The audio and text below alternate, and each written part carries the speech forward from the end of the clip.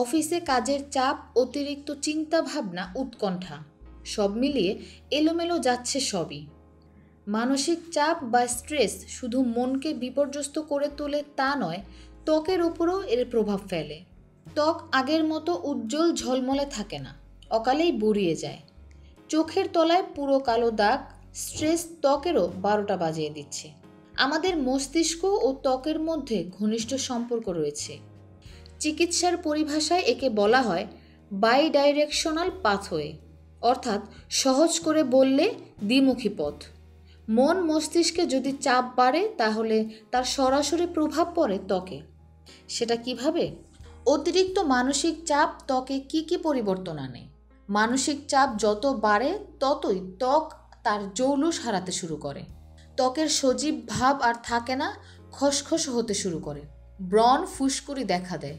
অনেক ক্ষেত্রে আবার সোরিয়াসিসের লক্ষণও ফুটে ওঠে। সোরিয়াসিস হলো ত্বক শুকিয়ে মাছের আঁশের মতো হয়ে যায়। লালচে খয়েরি ছাপ পড়ে যায় ত্বকে। অনবরত চুলকানি হতে থাকে। এই সোরিয়াসিস অনেক কারণেই হয়, যার মধ্যে একটি কারণ হলো অতিরিক্ত মানসিক চাপ। এমন অনেক মানুষ আছেন যাদের দেখে মোটেই বয়স বোঝা যায় না, 50ও মনে হয় 30-এর। আবার অনেকে কম বয়সেই কেমন যেন বুড়িয়ে যায়। এরও একটি বড় কারণ হলো দীর্ঘদিনের মানসিক চাপ ও উদ্বেগ। দীর্ঘদিনের অযত্ন ও মনের ওপর বাড়তে থাকা চাপই জমতেই কিন্তু গালে কালো ছোপ, মেস্তার দাগ পড়তে আরম্ভ করে। বয়সের আগেই গ্রাস করে বার্ধক্য। চিকিৎসকরা বলেন শরীর ও মন যদি একসঙ্গে ভালো রাখা যায় তাহলেই বয়স থমকে থাকবে আপনার হাতের মুঠোয়। কম ঘুমানো, অতিরিক্ত মানসিক চাপ, অবসাদ, হরমোনের পরিবর্তন, অস্বাস্থ্যকর খাদ্যাভ্যাস, এসব কারণে চোখের চারপাশে কালো ছোপ পড়ে, যাকে আমরা ডার্ক সার্কেল বলে থাকি। অতিরিক্ত স্ট্রেস বা মানসিক চাপ ত্বকের কোলাজেন ও ইলাস্টিন প্রোটিন ভেঙে দেয়।